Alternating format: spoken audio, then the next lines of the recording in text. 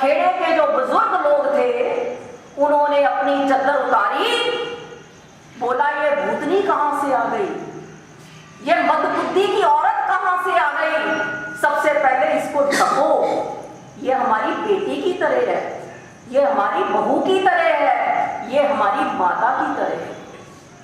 तो बुजुर्गों ने उसको ढका, ढकने के बाद घोड़े से उतारा और उससे पूछा तू कौन है, तेरा घर कहां है।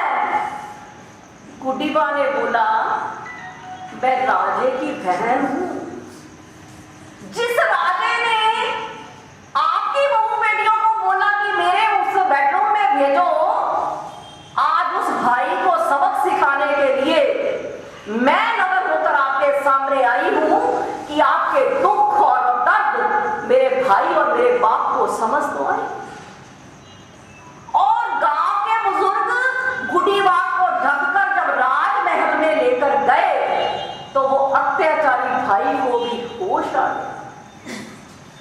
आज 40 साल मुझे भी सोशल मूवमेंट में काम करते हो गए। बहनों, हमारे समाज में गुड्डीबा क्यों पैदा नहीं हो रही? ये मर्द लोग कितना भी करें इससे कुछ नहीं होगा, मेरे पास स्टैम्प कागज से लिखवा लो। क्यों नहीं होगा?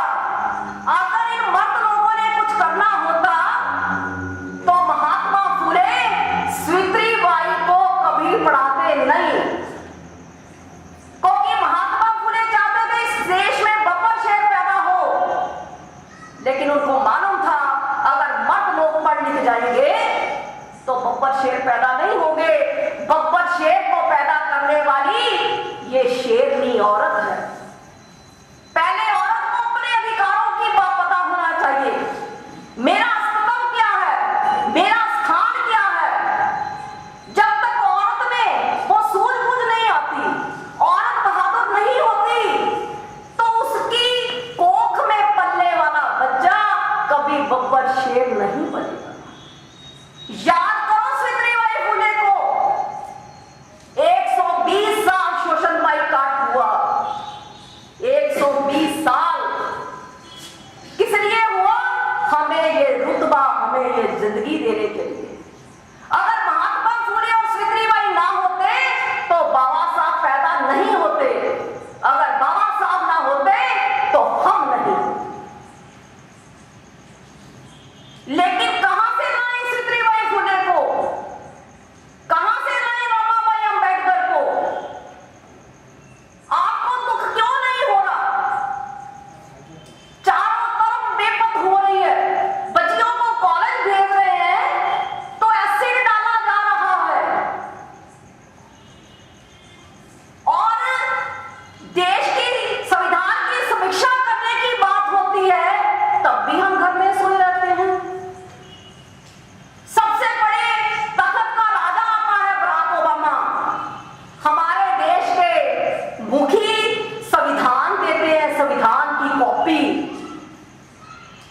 जिसमें धर्मनिरपेक्ष लिखा ही नहीं हुआ, जिसमें सेकुलर लिखा ही नहीं हुआ। उस दिन हम क्यों नहीं घर से बाहर निकले? क्यों नहीं चिल्लाई कि ये देश धर्मनिरपेक्ष है? अभी भी पार्लियामेंट में चर्चा हो रही है। दिल्ली में केजरीवाल ने बड़े बड़े पोस्टर लगा दिए,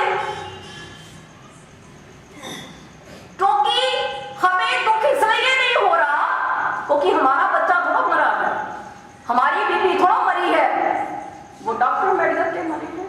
जो कुछ मिला वो बिना कीमत अदा किए मिला, और जो कुछ बिना कीमत अदा किए मिलता है उसकी किसी को कदर नहीं होती। अभी सेकुलर कंट्री का क्या महत्व है ये कौन बता सकता है? वो पाकिस्तान की 14 साल की बच्ची मलाला क्यों बता सकती है? क्योंकि उसका जो कंट्री है वो सेकुलर नहीं है। वो मेरी तरह बोली नहीं बच्ची, सिर्फ अपनी मन की भावना को कंप्यूटर पर अंकित किया और कट्टरपंथियों ने उसके बाद माथे में गोली मार दी। उससे पूछो सेकुलरिज्म क्या होता है। और उस बच्चे को आजादी के लिए, इंसानियत के लिए और को भी ये समानता होनी चाहिए, पढ़ने का अधिकार होना चाहिए और सेकुलरिज्म को समझ होनी चाहिए, तो बच गई। नोबेल पुरस्कार मिला, नोबेल पुरस्कार। ये मेरी जितनी महिलाएं बैठी हैं, क्या मलाला का आपने भाषण सुना? नोबेल पुरस्कार मिला बच्ची को। और जिस दिन उसको नोबेल पुरस्कार मिल रहा था अमेरिका में, उस दिन मलाला के पिता ऐसे बैठे हुए थे और मलाला जब बोल रही थी तो उसके पिता और माता रो रहे थे। क्यों रो रहे थे? क्योंकि मलाला अपने भाषण में कहती है कि मेरे पिताजी ने मेरे को पढ़ने का मौका दिया, मेरे पिताजी ने मेरे को पढ़ने का मौका दिया, मेरे को पंख लगाए और मैंने फ्लाई किया, मैंने फ्लाई किया। और जो फ्लाई करने की हिम्मत रखते हैं वो मौत को भी भगा देते हैं। और जब मलाला ये बोल रही थी तो उसके पिता का सीना इतना हो रहा था, वो रो रहा था। हमें भी बाबा साहब डॉक्टर अम्बेडकर ने फ्लाई करने का मौका दिया, हम क्यों नहीं फ्लाई कर रही? हम और कितना इंतजार करेंगे? जिन लोगों से हमारा मुकाबला है वो व्यवस्था है, एक सिस्टम है। उस सिस्टम को एक आदमी या चंद आदमी चैलेंज नहीं कर सकते। व्यक्ति का मुकाबला व्यक्ति कर सकता है, एक सिस्टम का मुकाबला सिस्टम को करना पड़ेगा। लेकिन इंडिया में कोई भी संगठन आज तक सिस्टम पैदा नहीं कर सका। और आज तो वामसप भी पता नहीं 100-200 बन गई। क्यों बनाई थी वामसप? आरएसएस के अगेंस्ट, आरएसएस से बड़ा सिस्टम बनाने के लिए।